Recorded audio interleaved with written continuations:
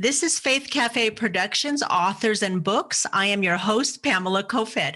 My guest today is a writer, speaker, mom, wife, and church leader. She has important insights for us to empower us to become our full potential in the Lord.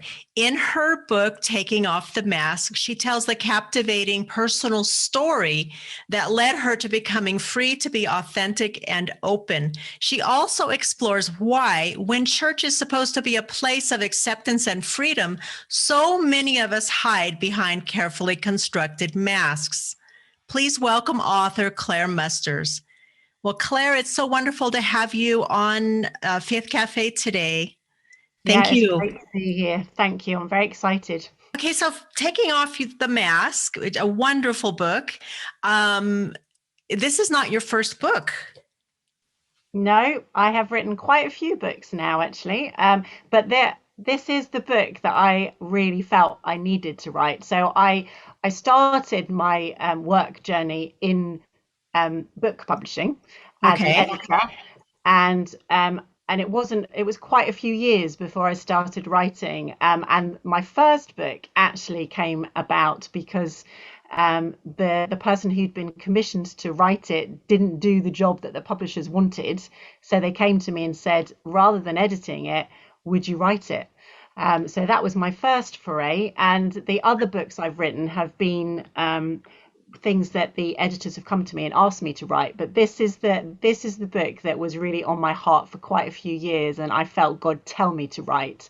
And there have been things since that have followed on from it. But yeah, this is very much a personal journey, and very much something that I believe God has called me to. It's really my journey of how I became more authentic and what I feel He's calling me and actually all of us to in our relationships with one another.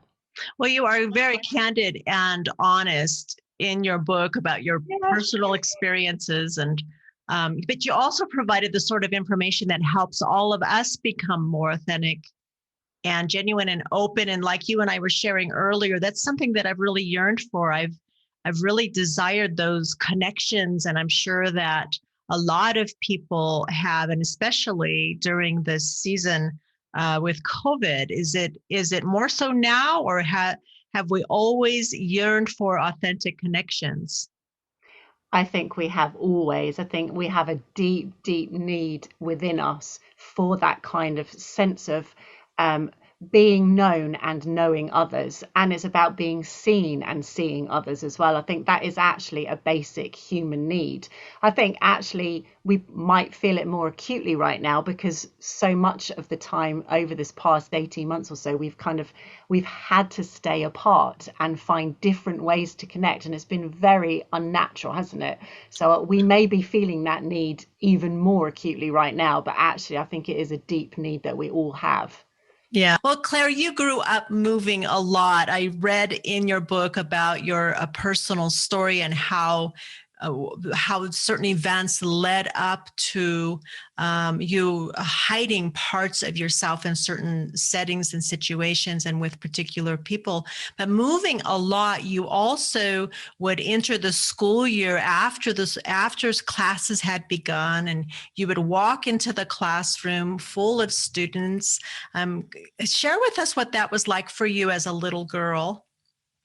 Yeah, well, I've always been very shy, which is why it feels quite ironic that God actually wants me to be speaking a lot. But actually, I do feel like there's an awful lot of us that are shy introverts, and we need to hear from one another. It's not just the big extroverts. So, yeah, I would actually rather that the ground swallow me up than have to go in and just be faced with this sea of people who had already begun relationships, had already got to know each other. And I was like the outsider coming in. And I mean, some groups were so much more welcoming than others. But there was one particular incident that I put in the book. We'd moved back. Actually, we spent 3.5 years in America, and you wouldn't know it now, but I had a very strong American accent. And I walked into which this was I'd moved to secondary school, so it's probably junior high age, and an Australian had joined the week before me, and I walked in said hello to people, and this boy in the class just went, "Oh, not another one." So like another foreigner, another outsider, because he just assumed I was American, and I just everything in me just wanted to hide away. And I did make friends, and actually, my parents made a choice. My dad's job meant he moved every couple of years, but they made a choice when it came to our higher education that they would stay in one place so that we could do our exams and not have the chop and change all the time. And actually, it was at that age that I met my husband, because it was in the church that we went to and the youth group that we attended.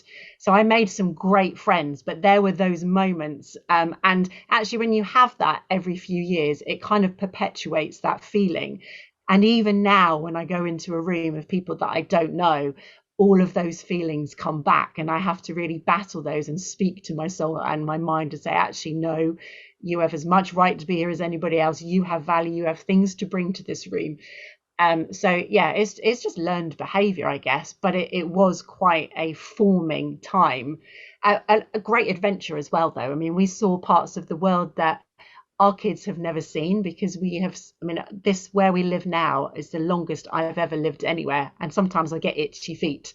But so I do look back on it with fond memories. But when I was digging into all of the whole reasons why I wore masks, and it kind of made me realize, actually, we are all shaped by our past, we're all shaped by our childhood. And there were things that, even though I feel I had a very happy upbringing, there were things that affected me in a way that I've had my eyes open to, and I've had to work through. Thank you for sharing that. So, that feeling of walking into the room with a lot of people and that discomfort, did you, because of that, because of your early experiences, well, first of all, you said that you had a very strong American accent from being in the United States for 3 years. Do you think that you wanted to be done with your English accent and sound American to fit in? I think when you're a child, I think it happens. I think it happens automatically. Okay. It wasn't anything that I thought about. Um, Yes. but I mean, my dad worked for the British government over there, so we Okay. did have a group of friends where there were a lot of children from England, and we all ended up with American accents. I think actually it does happen naturally in a way. I guess you're still developing, aren't you? Yes, I absolutely. certainly lost it very quickly because of the remarks I got. I made a very concerted effort to lose it, and again, that was to fit in. Yes, yes, yes. And I brought that up because that was a more obvious than maybe some of the other changes that were happening in you that were much more subtle. But you were set up at that time to live life, to go through life with that coping skill of putting on a mask and trying to fit in or trying to blend in so you wouldn't stand out so much. Is that right? Yeah, yeah, I'd say that. I do think that in a way that it's an instinct in us as humans for survival, that actually we want to blend in because we think we'll be accepted more quickly. Yes. So I do think that's quite a natural instinct that most of us, well, we all have, but most of us probably do that without even thinking. There's a lot of stuff that we do in social settings that we probably never really think about. So mask wearing, it's like masquerading, isn't it? Yes.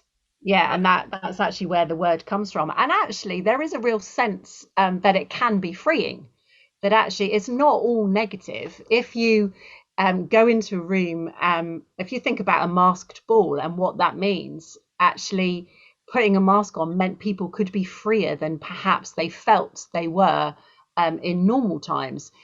So it's not always bad, but it's about the fact when you're suppressing your real true self and doing it for so long that actually you're putting your body under physiological pressure and stress, and actually your fight or flight instincts can actually kick in instinctively, because it thinks, oh, there's a danger here, and actually, so that actually gives you body responses that over a length of time is not healthy for you.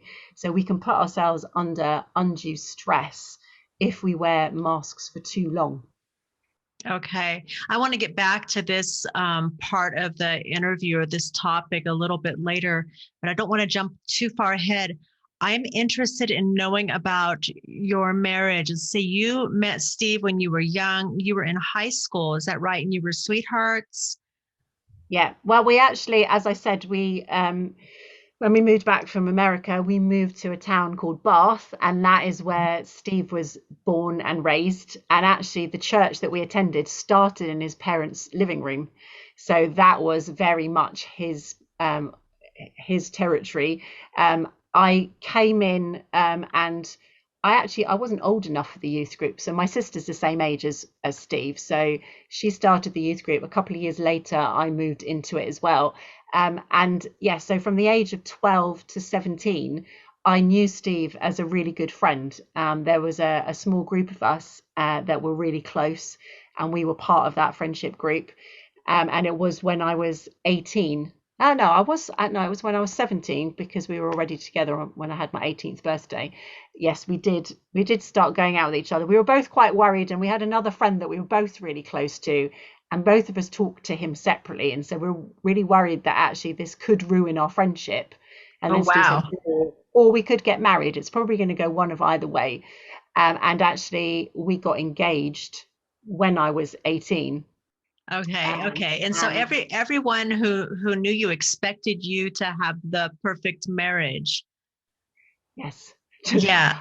I'm just slightly distracted. We've got a very small cat, and I don't know how she's managed to jump up. She's out the window screaming at me. I can't hear her because it's soundproofed in here. She looks hilarious. Anyway, sorry. Oh, Yes, that's because okay. we were childhood sweethearts, and in that time, so I moved up to London to go to university, which is where we're still based. Okay. And Steve followed me up eventually, and we got engaged at the end of my first year of university and got married at the end of my second year.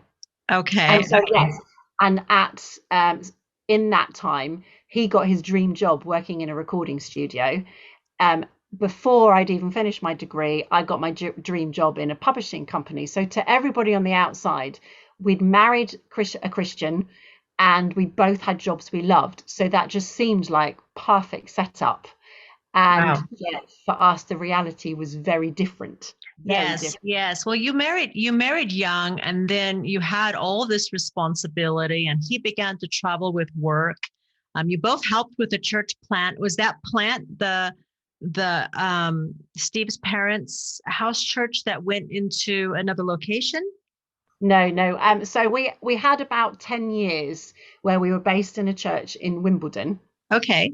and I I really struggled in that time, and I think the difficulty was he was working his way up, but I mean the industry is like this anyway. So he was working around the clock, but he was the in-house engineer, well, in-house assistant, and then the in-house engineer. So bands would come, artists would come and do a session. It would be really intense. They'd try and get every penny's worth because it's expensive, Hmm. and work right the way around the clock, and then they'd go.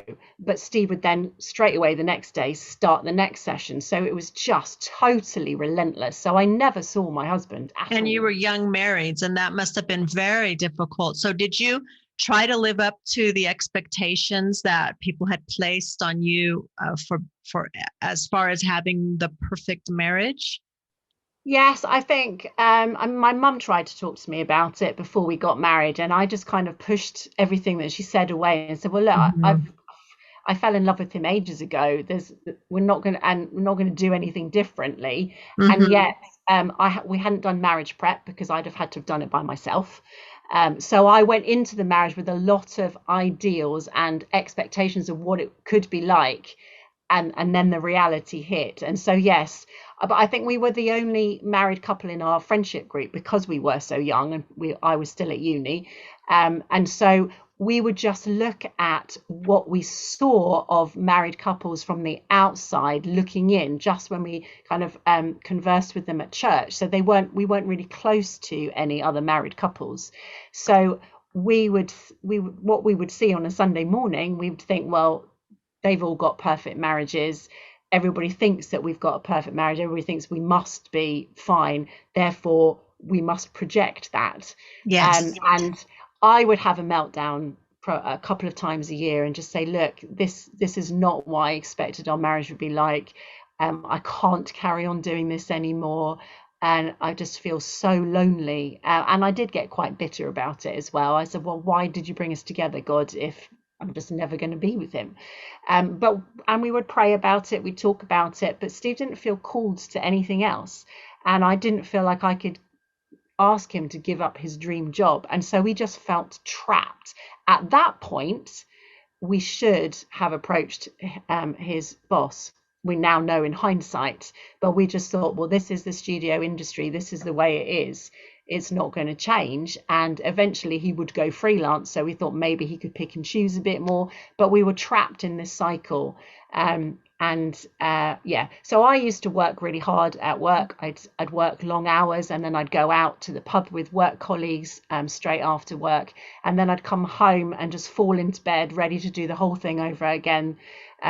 So after about 5 or 6 years of doing that, I realized actually I've kind of walked away from my close relationship with God because I'm just filling the void, the emptiness. So I did get myself right with God, and I actually started leading a small group with another woman whose husband worked in the city, so he worked really long hours. So I hosted a small group, and then from that church in Wimbledon, we were asked to be part of a team to church plant.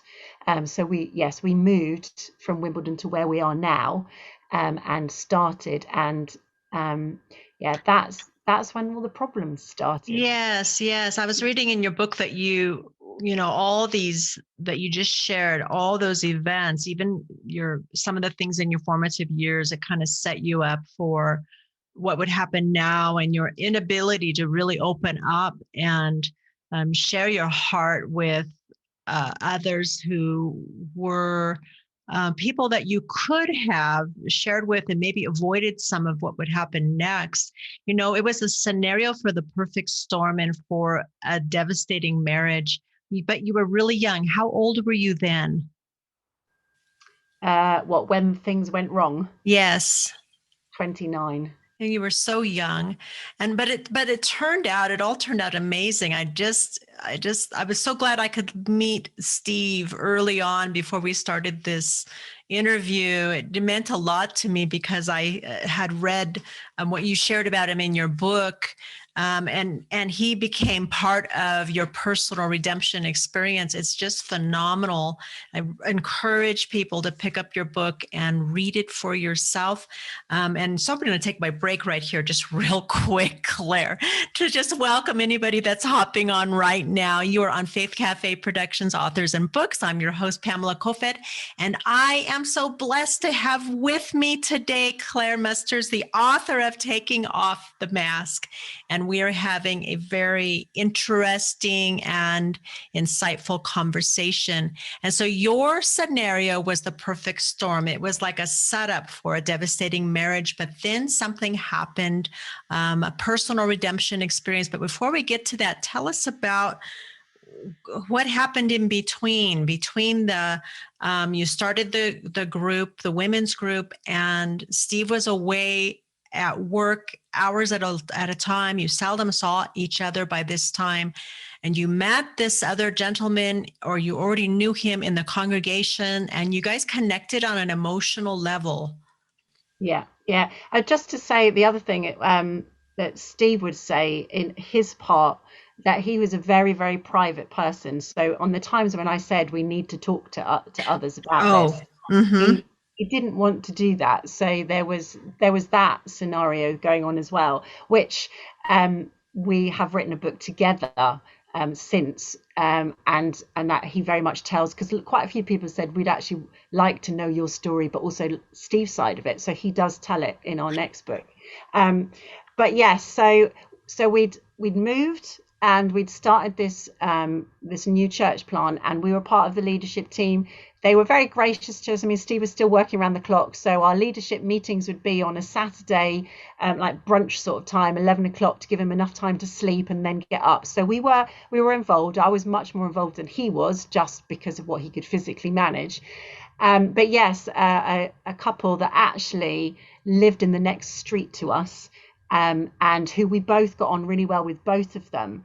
But the guy kind of picked up how I was feeling, probably because he recognized the same kind of things in himself. And so we started conversing by email. And he said, I'm unhappy in my marriage. I understand the loneliness.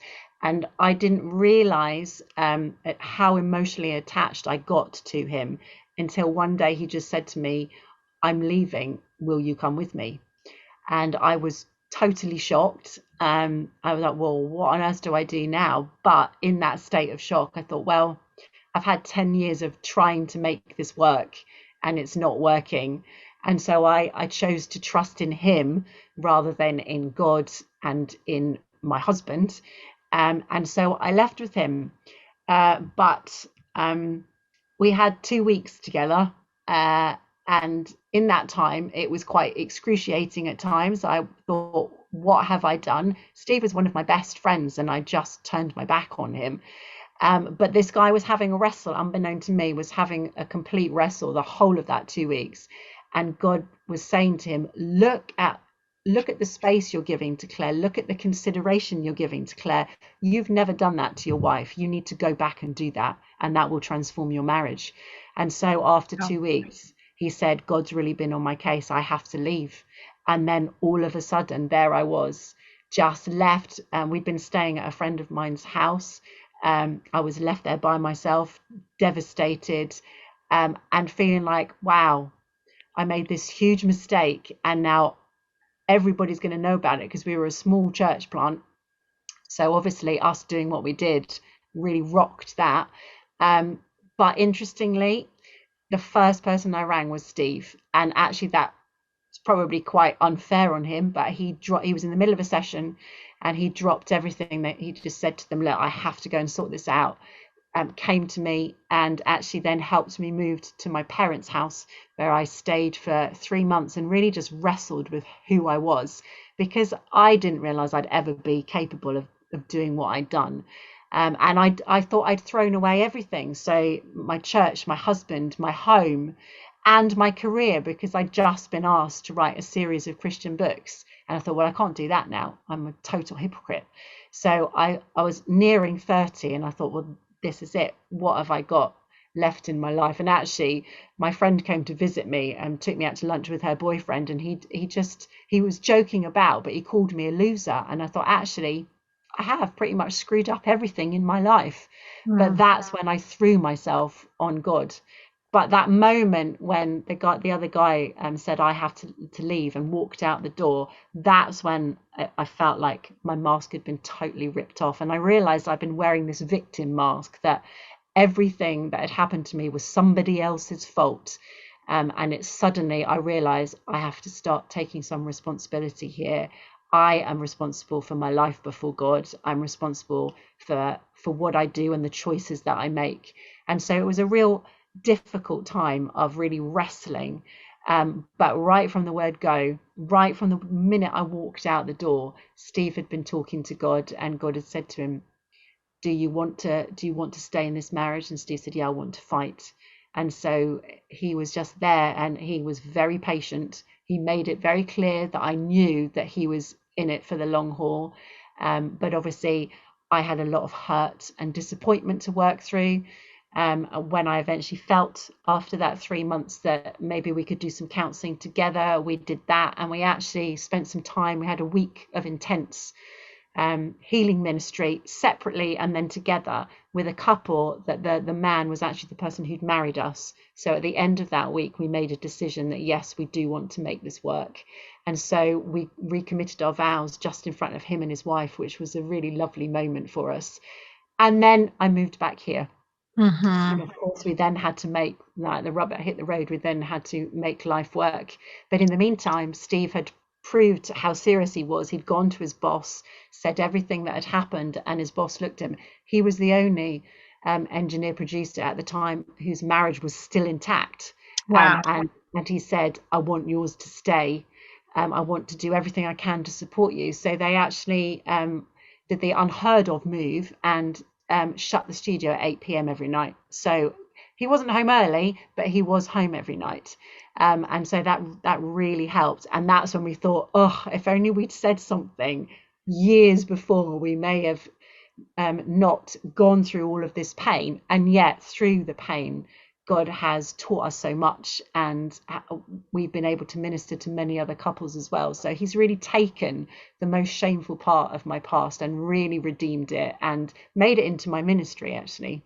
Well, I think that all of us who are listening right now can um, identify times in our own lives when we have made huge mistakes, maybe not in our marriages, maybe in other areas, things that we regret. And I'm so glad that the Lord gives us all second chances and third chances and fourth chances. And you definitely had a beautiful second chance with Steve. And how many years have you been married? Where are we? Um, oh, we got married in '93. My head's gone completely blank. It's okay. Mine is feeling that way also. So you're not alone. That's 27 years, isn't it? It's Almost 28. 28. Yes, yes, it's 28 been quite a years. Yeah. number of years since you walked out the door with the other man, and look what the Lord has done. And you have such a beautiful story, and I really appreciate you being so open and honest with it. It helps. It helps your readers and all those who are listening. I know it's helping them and is touching their hearts, and they're identifying perhaps places in their own lives where they have not been authentic and honest and open, and how what and we're going to get to just in a minute what we can do to be more open and to let our guard down. It is not always easy to trust people. You had to go back into the church, or you chose to go back into the church plant where you and Steve were leaders or part of the leadership team. You chose to go back. How did they receive you? See, I'd actually say that was far harder facing all of them than it was facing Steve. Why was that? Um, I think because I knew, and I knew Steve loved me, even though I was hurt by him, even though I was disappointed in him. I knew he loved me. I wasn't sure. I mean, they were good friends of mine, and we were a close knit community, but I wasn't sure if they would accept me back. I wasn't sure what kind of response I would get. Did you think you might be judged? Yes, I was fearful of what they thought of me and how they might react to me in a different way, that actually our relationships may not be able to get back to how they were. But they were absolutely lovely, so loving, so supportive. They really extended God's grace to me as well. And yeah, I think, and actually, being in a place where people know the worst about you and yet still accept you is actually a really freeing place to be. And so after that initial, I don't know if I can do this, Yes. it was, I'm not gonna lie, it was still really tough, and we really tussled with the fact that the other couple moved away, found a different church, and I really tussled with the fact that should we be here, or actually would it be better for us to have a fresh start somewhere else. And Yes. we went away to Italy for my 30th birthday, and I said, right, we're going to pray and fast. We're going to really seek God to find out what's going on. And after about almost a week of that, I was getting really frustrated with God and was like, why are you not saying anything? Why are you not talking to us about this? And he just said to me, Claire, did I tell you to leave? Have I said anything different to you apart from when I first called you there? And that again was just affirming, okay, even though I've messed up big time, you still have a calling for us where you've planted us. And so we came back and okay, we are totally committed. And Steve is now the pastor of our church. I'm part of the wider leadership team, and we lead it together. I head up our worship team, and actually some of those people that were so loving and so accepting of us are part of our church leadership team as well now. Oh, that's such a beautiful story. There's always hope, and that's how it's supposed to be in churches, but it isn't like this. And this is your situation is unusual. It isn't like this in a lot of churches. You conducted a survey and you discovered the number one reason why Christians say that they are not being honest and open within their Christian communities. Do you want to talk with us just for a moment about that survey? Yeah. So I it was actually something that a publisher had asked me to do just to give a bit more breadth to the book. And so I Mm. contacted people from all sorts of church backgrounds, and I had 270 responses just to give me a snapshot. And over two-thirds of those people said that they didn't feel that they could truly be themselves in church, which is just horrific. Mm. And quite often it was because they'd been hurt in the past. But the top reason was because they were scared of what other people, so scared of judgment, scared of what other people might think of them. And I think too often we can go into church and we know what our week's been like. We know the things that we've wrestled with, the struggles that we've had, but we walk in and just see people over coffee and they all look shiny and smiley. And so we slap our mask on as well and thinking, well, that's what we've got to look like too. So when people ask us how we are, I mean, it's not always appropriate to go into huge detail. And often there isn't a lot of time on a Sunday morning. Yes. But just for us to say that glib, I'm fine, means that quite often we never go deeper. And so we all just kind of shuffle along and we never get to the deeper, this is truly what life is like for me. This is, and actually it's about, I mean, we're told in the Bible that actually when one part of God's body suffers, the whole does. So actually we should be sharing our hard experiences. And I hope that this period during COVID has meant that with all the heartbreak it's brought along with it, that actually it's meant that people maybe are so broken that actually they can't pretend anymore, that actually this has been such a tough season and actually we need to talk about it. Yes. Interestingly, what I found very, very interesting was quite a lot of church leaders said to me, I can't be honest with my congregation because I lead them. And Yes. that kind of frightened me. And actually, I also asked people, what do you think would help you to be more authentic in church? And the top answer for that was church leaders modeling it. So we've Yes. got a real disconnect there if the church leaders don't think they can, and yet that's what their congregations are yearning for. And actually, that's something that we have felt. And obviously, been totally laid bare before our congregation with our own difficulties and struggles and mistakes. That's something that we've really tried to build in our church leadership. And so we're very open and honest. I don't think you have to be really, really wise about it. It's not just about standing up and just throwing out everything that's going on in your life. Yes. Actually, as a family, we're walking through something really tough right now, and Mm. it's not my own personal story. And so we're having to rethink how we do all this because we need to be mindful of the other members of our family. Mhm. But actually, if people in our congregations never hear those who preach, those who stand up on a platform and lead worship, they never hear about their struggles. If they never hear anything about and apart from positive declarations out of their Mhm. mouths, they're Mhm. going to keep suppressing and think, oh, Yes. I can't talk about this. Yes. Well, isn't it true that when all we see is a strong face on our leaders, all they're showing us is that they're strong and they've always got everything down to a T. We don't get the privilege of seeing them work through their own weakness. We don't learn from them. They're not modeling that to us. How are we supposed to know how to be that? Now, I had that in my notes about leaders because I actually had a pastor one time say to me, Claire, that she was not, um, she did not feel free to show weakness. I'll just say it that way, show weakness to her congregation. And this isn't here in my local body. This is in another whole nother area. Didn't feel free to be able to be herself fully before the congregation because she knows that leaders are always to be strong, and that they receive more respect and have I guess greater authority if they don't show those weaknesses.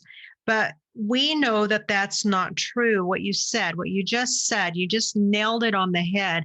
The opposite is true. Actually, when they allow us to see some vulnerability, are willing to be, even if it's just a little bit vulnerable, it helps the rest of us to open up. It really encourages and facilitates that openness, doesn't it? And actually, it's not about us as leaders. It's Yeah. actually in our weakness, God is strong. We can hide behind a mask of leadership. And people did wonder whether I had done that. And I don't think I did. I think there were other reasons in my life, but I think a lot of leaders do. But I also think that actually, yeah, God works in and through our brokenness. And Yes. I think people are beginning to wake up to this. Leaders are beginning to wake up to the fact that actually He shines through those cracks in our lives, those things that we haven't got completely together. And we don't Yes. have to divulge everything, but if we don't, as you say, don't ever share our struggles, don't ever share about actually this is so tough in my life right now. I feel like I'm barely clinging on, like the psalmists do, actually. And yet I will still praise him. And yet I know he is still good. And having that tension, we live in the now and the not yet of the kingdom. And yet far too often we feel like we just have to declare the victory all the time. We feel like, in a way, we're doing God's job for him. And yet the Bible is full of broken people, people who questioned God, who said, why is this going on? Who poured out their hearts, absolute anguish before him. Why has he put that in there if it's not to give us permission to do the same? And I think that's one of the things that he's really called me to do. I mean, I talk about my mum quite a bit in the book, and she's really shown me and walked through such awful physical pain for Oh, many years, and showed me what resolute faith was and what resilience was. Was married to a non-Christian, and sadly she died just before COVID hit. And oh, so we were scrambling, moving everything online as we were conducting her funeral. And a few weeks later, I was preaching, and I was broken, and I was just telling people how I felt God was walking with me through my grief, how I felt He was weeping with me. And I broke down as soon as I finished speaking. And I quite often break down at the start of worship practices and start of Sunday mornings before we start the service, because there is a lot of hurt, there's a lot of pain, a lot of grief in my life right now. And yet, mm, actually, God has still called me to be authentic. And actually, the more I'm vulnerable and open with people, the more that there are shared experiences, and the more that it shouldn't be like this. But it's as soon as somebody up front says something, it kind of seems to give permission to other people, and they think, I'm not the only one. Oh, well, if they can talk about it, then that means I can too. And then suddenly there's that shared experience. There's such a power in stories. And if we can just share our own story and support one another practically and in prayer, that's when we get so much deeper relationships, which is what church is supposed to be like. We are yes, supposed to just come around and support one another. I think our culture is very individualistic, and I think people are can be quite blinkered, and this is my life, and I think that can kind of come into the church as well. And it is quite difficult when we all go out to work, come back in, and lives are at such a fast pace. I mean, for a lot of people, I think they've yes, been reordering their priorities during this pandemic. For us, actually, it's got busier. But for those who've had a chance to have some time and space, I think it's really made them realize and what the important things really are in life. And that yes.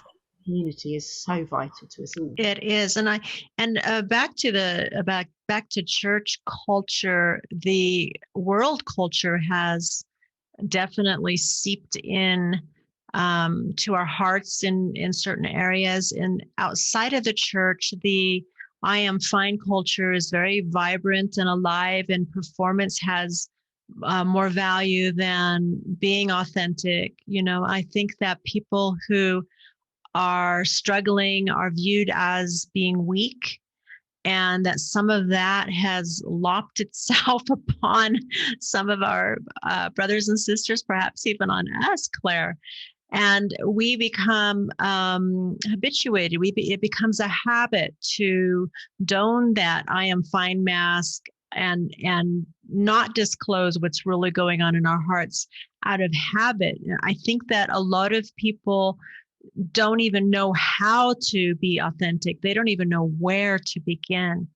What would you say to them? I think you I think the first step is to really find people that you trust, because I think a lot of people have been hurt in the past, Mm-hmm. and I think that causes us to close down. You might have tried to share something, or there might just have been something in your church culture that has just caused you to shut down and not share so openly. So I think it needs to be done um, in a really trusting environment.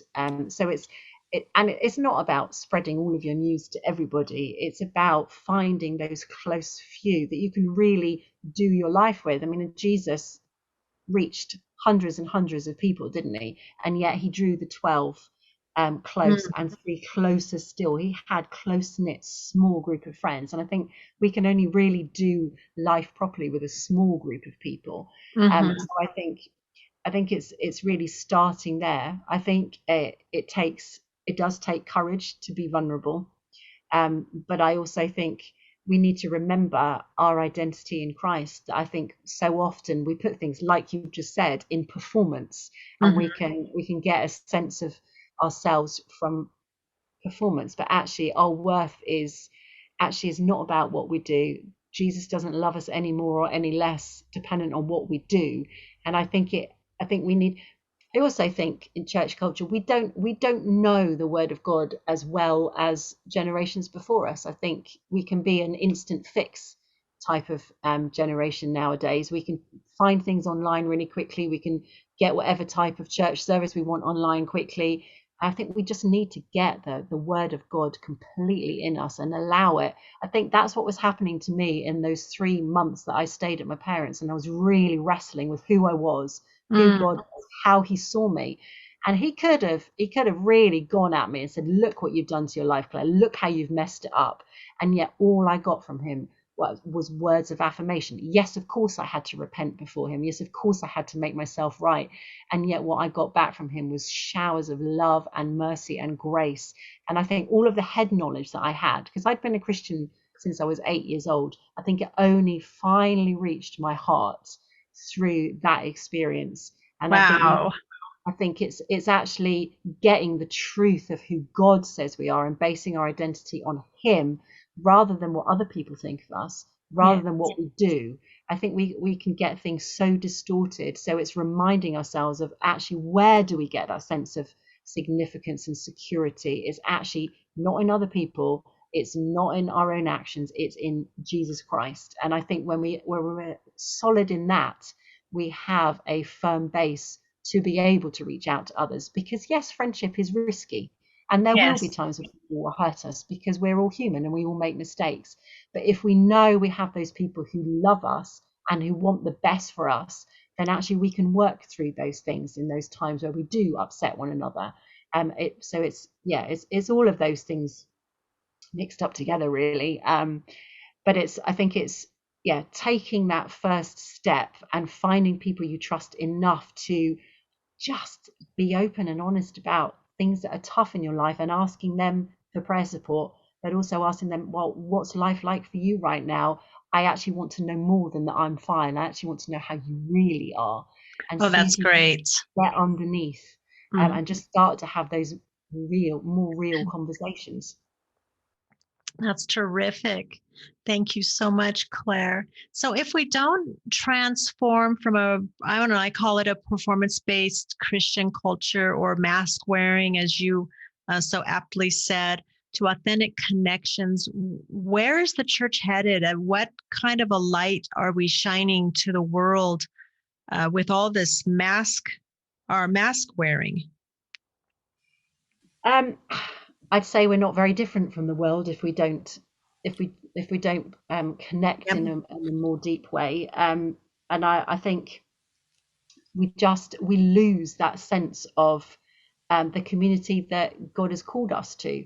And so, yeah, the world looks at a church that's full of people just avoiding being real and thinks, well, they're no different from us. Yes. Where I think actually too often I think we can think actually we need to put a really positive spin on what life is, what being a Christian is like, so that we attract unbelievers, and yet actually they can sniff out in inauthentic lives just so easily. And actually when we're walking authentically, it's actually much more of a draw. And as I said, the Bible's pretty clear, and Jesus was pretty clear. In this world, you will have trouble. So why do we try and pretend that we don't? Actually, it's a life of suffering. It's about taking up your cross, Hmm. and so yeah, it's actually when we're honest about that, people know what they're signing up for if they want to become a Christian. Yes. Um, I think there's quite a lot of disillusioned Christians because they might have been sold a very different gospel to what's actually in the Bible.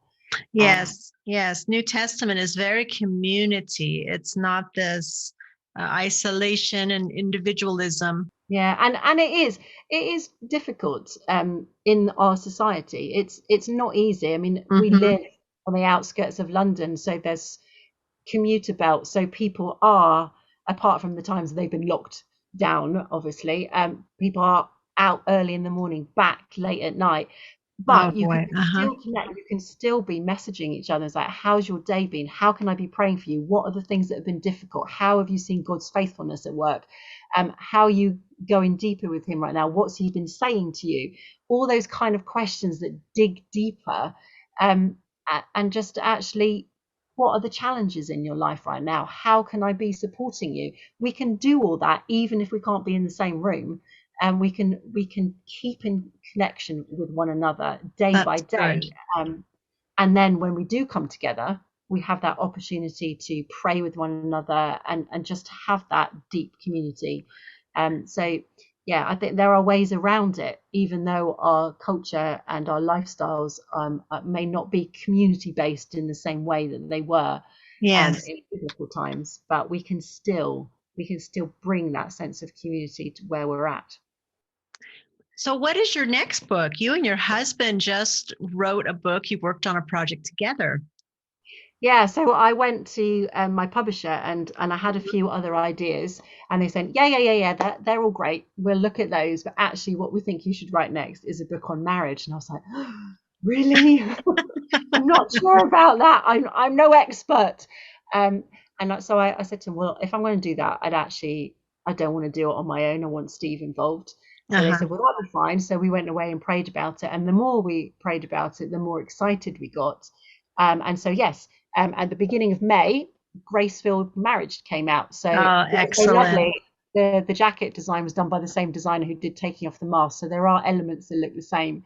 And this Uh-huh. is really, it really does, it starts with, it says a little bit about our journey. As I said, Steve tells things from his side, but then we go into some of the things that we've learned over the years. So, and every chapter title starts with grace. So we've got grace kills complacency. That's what Steve's chapter was at. He was really woken up to how complacent he'd been in our marriage.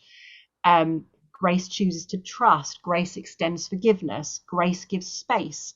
Grace takes responsibility. Grace is dying to self. Grace is championing the other. And we've got a lot of different people's stories in here as well, because we know ours is a very specific um, thing that we've walked through in our marriage. But Mhm. so we've got people who have walked through chronic ill health, infertility, all sorts of different experiences, just so there should be something for everybody to be able to connect with. And again, we've got Wow. questions in here just to help other people just think about their own marriages and where they're at. But actually, one of the other things that I did, which I had no idea about COVID when I started writing it, and I also had no idea, although I had an inkling that my mum was going to die when she did, but Oh, I'd actually been asked to write a devotional on disappointment and loss. Oh, wow. And I was halfway through writing it, and we were actually interviewing somebody for this book when I got the phone call to say, "You need to come now. Your mum has not got long left." So Oh, we rushed down there, and then it took mum 10 days to be with Jesus after that. And I stayed down there, and I wrote half of this devotional. So there's 30 days devotional on loss and disappointment, and it became very personal. It was very painful. are your books available through Amazon? Yes, they are. Okay. I asked my publisher this because I didn't know what was happening in America with them. So Authentic, who published Grace-Filled Marriage and Taking Off the Mask, said, yeah, Amazon or Book Depository actually does free worldwide delivery. So they've got the stock. Barnes and Noble have the ebook of Taking Off the Mask if you want somewhere based in the US. But they also have the physical copy, I think, of Grace-Filled Marriage.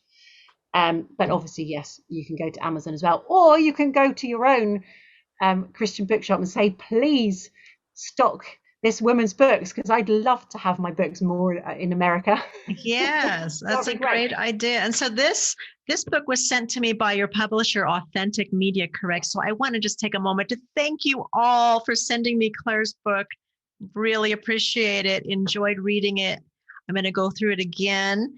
It has discussion questions in the back, and that's the part I did not do. I did not have time. So I want to go through it slowly. I had to skip just a little bit in here because of the time factor. I have other authors I'm working with, but I really enjoyed it. Got through most of it, loved it. Ah, fantastic book. And I would imagine that your marriage book is also equally wonderful. So everyone pick that up. You can go online and If they want a Claire. little taste of it, actually, sorry to interrupt you, but if they want a little Yes. taste, if they go to Big Church Read, it's a new Okay. initiative that has been started over here, and we've actually produced some free videos that go alongside it. So if they go to Big Church Read and then look up Grace-Filled Marriage in the library, there'll be some videos of me and Steve talking about the book. Oh, So they that's can talk about a bit excellent. more there.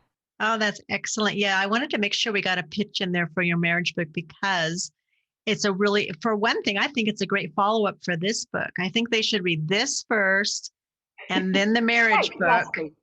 I really do. I think it must be like almost like a companion book or the follow up. It's would be great reading. So Claire, thank you so much. Unfortunately, our time is up. You and I could be on here easily for another hour. I love this topic. I'm learning so much from you, and I really appreciate you being on today. Would you send me links to all those places you mentioned for the book? I got a little bit lost at where they're at, and I'll go ahead and put that in the description with the video. I loved having you on. Thank you so much. Yeah, it's been great to talk to you. So thank you for having me. Bye bye. Bye.